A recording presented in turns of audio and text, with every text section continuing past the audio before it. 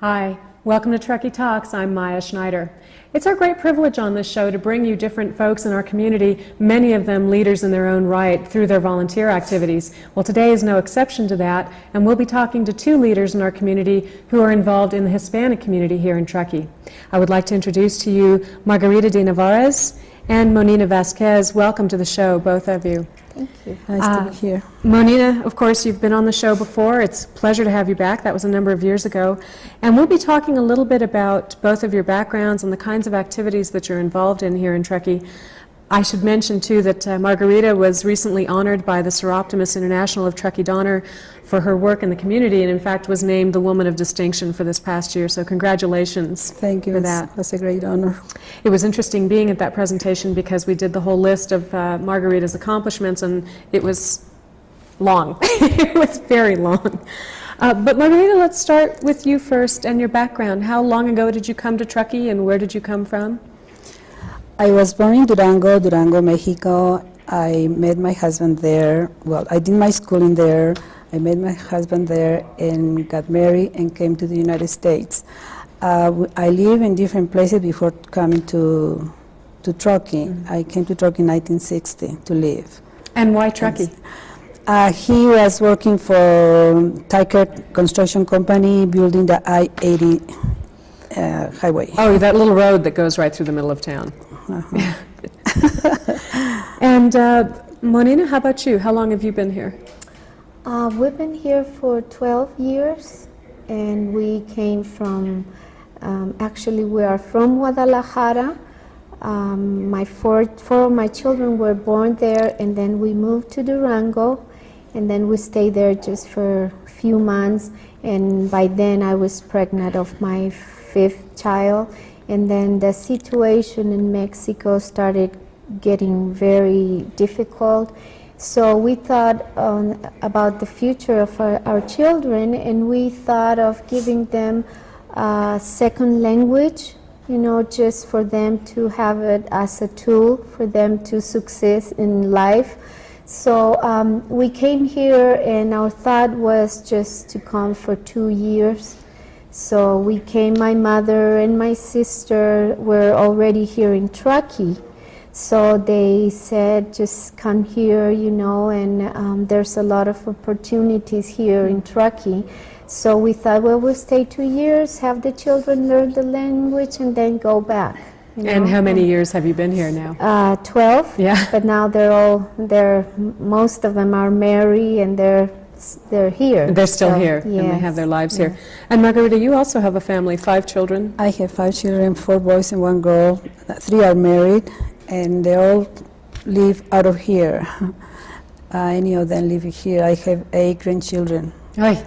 That's a handful. That keep me busy during summertime. Well, what's so fascinating to me as we go through this is that both of you have raised these families and managed to accomplish everything that you've accomplished, and we'll talk about that in just a minute.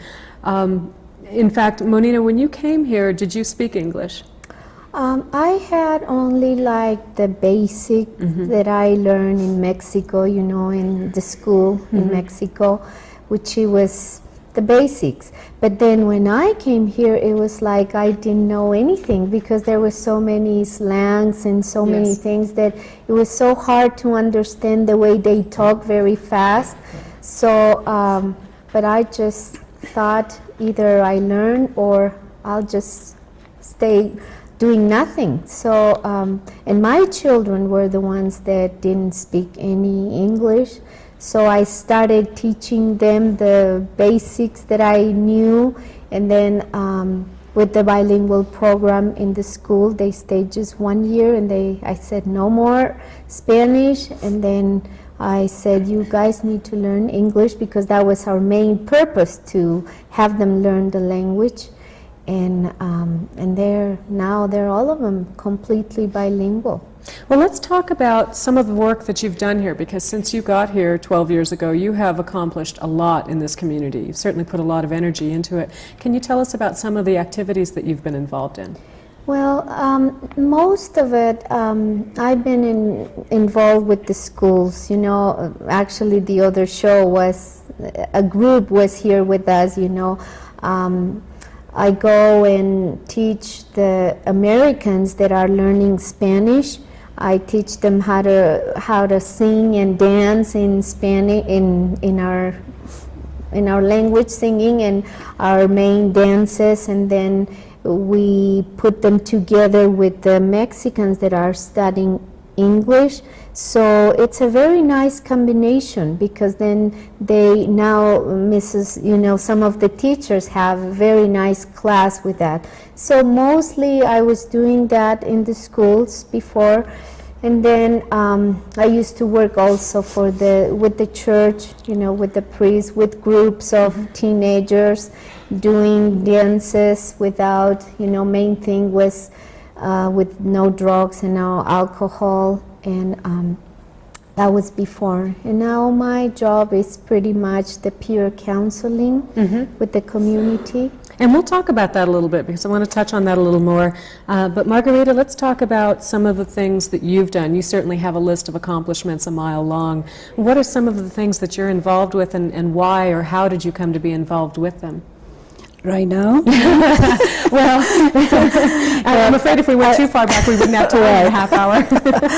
I was kind of semi-retired, but when I stayed 1 year at home, we do nothing, and I didn't like it at all. So I said I need to do something, so I come back to work for the schools.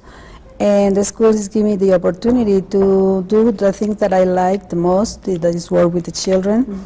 And that gives me time for myself, and I have the summers off.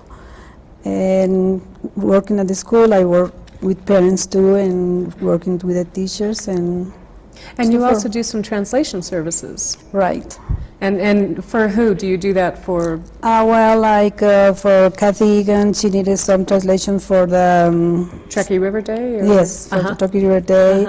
And for some people that sometimes they receive letters from the Social Security office or different kinds of office, they don't know what the letter says, and I translate for them. Monina, how about you? Let's get back to that peer counseling. I know that you've been involved with the Truckee Group Individual Family, the TGIF program here. Yes. And then the peer counseling. Tell us about that. Well, I work through TGIF.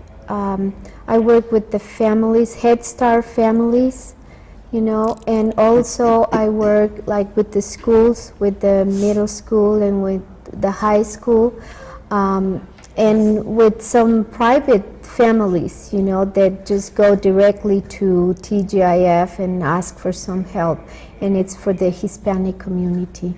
And I also do some translations when it's needed, for the school sometimes, and mostly for the school is that I used to do translations. So sometimes I used to do also for the hospital before, but mostly right now is the peer counseling and the childbirth classes that I also do for the hospital with the Hispanic community. That's a lot of outreach the two of you are both doing, in some in similar areas and some in different areas. How did you get, I say pulled into this, but when you volunteer, you typically put your hand up and somebody grabs you. Why did you start to volunteer, and how did you start getting involved in these activities? What was it that drove you to do this? Well, in my case, when I start working for the schools. And since at that time I was the only one that can speak both languages, they come to ask me for a lot of information and a lot of help on doing this, or going to the doctor, going to the hospital, going to the court, going to any place that they need the language. So people really sought you out. Right. So I saw the need of having some place for people feel comfortable and calm instead of coming to my house.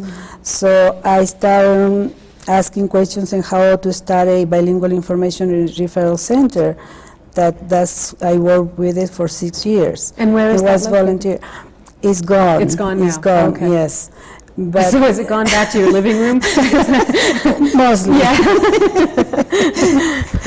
But that's the way I got involved, and I saw the need, and I saw, You were compelled to do something about Right. it. Monina, how about you?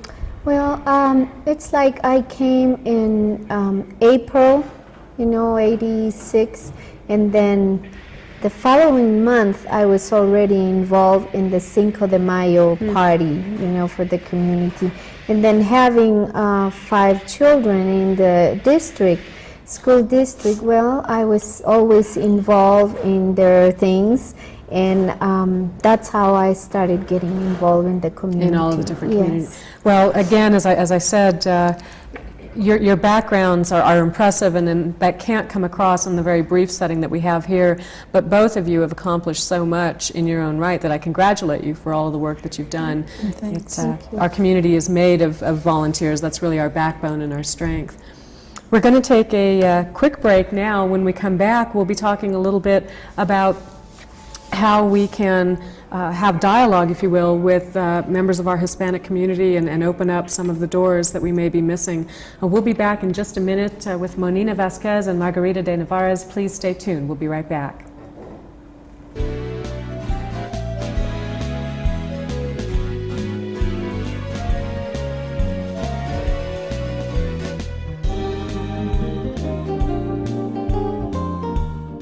Welcome back to the show. Our guests for today's show are Monina Vasquez and Margarita de Nevarez. Welcome back. I'd like to lead off with a selfish question, if you will. But I would like to know how we can work better with the Hispanic community to better involve them in the rest of the community. And when I say that, I mean representation on boards or in various committees. We being the town government, I can't speak for other agencies, sometimes feel frustration that we don't know how to reach out to various members of the Hispanic community. And is there a way that we can do that? Are there doors that we're missing or opportunities that we're missing? Well, I will say that we need the outreach by offer them some Spanish information. Like Sierra Nevada Children's Services.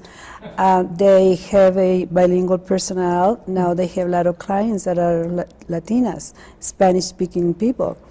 And so if we try to reach it with their language, and then attract them with the English classes, that will help a lot to get them involved. I was really surprised that few people went for the town picture. But I don't know why not. And again, putting the information out there. Right. Monina, how about you? Do you agree with that? Well, I agree with that. That's a very good way of attracting them. And another thing that I have heard that some employers have been doing lately is like they're teaching their own employees. They're providing them with English classes, which I thought it was great because that way it's like they have to take those classes in order to be in that business. I know that Tahoe Forest Hospital is one example of that, where they provide ESL, basically, classes and try to get folks up to speed on just basic English skills. Yes, and I also, this is a very hard one to say because I know there probably would not be a lot of agreement, but if one of the things that our culture needs is a little bit of education, more education in the basic things, even in our own language. Because that way, I believe that in our community, we really need each other. We need to work together. And if the American community could kind of prepare us for the things that they really want us to do, it would be such a nice combination and we could work together very nicely. I know before we started this taping, we were talking about this question, and one of the items that was brought up is that you may be a professional in your native country, licensed and certified and educated, but you come to America and none of that counts, and you have to start again at ground zero. And how do we involve those professionals? How do we get them back up to speed? I don't know that I have an answer to that, but it was an interesting point that you brought up.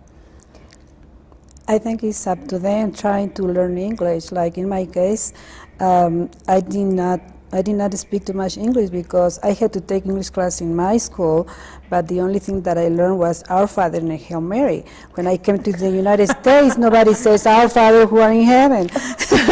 So it was really hard for me. And I took classes through Sierra College. In summertime, I went to take classes in Reno at the university, because that classes they were offering here at Truckee was really the basics, like this is a pencil, this is a book, and you know, I was more than that. I knew more than Survival that. skills, Right, English. right. But I agree with her, but I also think that you were already well educated in Mexico, right? She was already a professional there, like she mentioned at the beginning. You know, I studied there, and the problem that we have here is that most people that come don't finish their education, or even I have known people that not even started education. So in their native language, in they their haven't been native educated. language, Okay. yes. And I know it's tough, you know, like all these, all of us coming here like that, but I also know that people, well educated, would be so, such a good workers here, you know, and I think that because the jobs that we accomplish are so necessary also here in the States, you know, so we could, like we could say you are the head and we are the feet, but the head without the feet cannot go, and the feet without the head also cannot go. So we need each other, you know, as a complement. But I think that we need to be educated first a little bit more. Again, in the native, in sort of the rudimentary skills. Yes. Is the job market difficult here for the Hispanic community if they're educated, if they're given the level playing field? If Margarita, if you and I had the same skills and same experience, would we have the same opportunity for a job? Well, I think that I don't want to say this, but American people wants to Americanize you. So you look like me, dark complexion, dark hair. They don't want me there with them. And So that's an it's interesting one point. thing that I saw that a lot of times. How do we start appreciating our similarities and our differences instead of trying to make one culture assimilate completely? I think that they should try to know us better, to try to know us, you know, who we are and how we are and how our part of our culture too. How do we do and that? will, I don't know. I don't have an answer for that. Yeah. This is a very nice way to do it, you know, because I have been in meetings where they ask me, you know, being a little bit upset, they ask me, why did you guys come here? You know, why don't you think that you are taking our jobs? And I said, you know, let me explain to you. I think that we are all in the world have the right to look for a better life. The same way we come here, there's a lot of Americans that go to Mexico and they live like kings there. That's right. You know, Yeah. so the problem here is that most people think that we are taking advantage of coming here, and probably because few people do that, we all lose. They think that all of us are people that take advantage. So I think that if Americans could kind of understand a little bit more of a culture and why we come here, why we're here, and that would be make it so easy, Well, because then they will see yeah. us different. Also, if we stop to remember that we all came from somewhere else, except for the Native Americans. I'm going to get in trouble for that one, I know, but it's true. America is made up of a diverse culture of people from all over the world, Right. and one group no more than any other. Margarita, you hit on an interesting point, which is get more information out there in Spanish, provide more information in Spanish. How does our Hispanic community get their information? How do they rely on information? What are some of the various sources that they use? Right now, well, mouth to mouth, like you say, sometimes, through the school, through the churches, and I don't know. Do you think, I'll put this out to either one of you, do you think that the local community, the town government, and all of the different agencies that are here understand the needs of the Hispanic community? Are those needs different than the rest of the community, and do we understand them? I don't think they are different. The only problem is the lack of the language.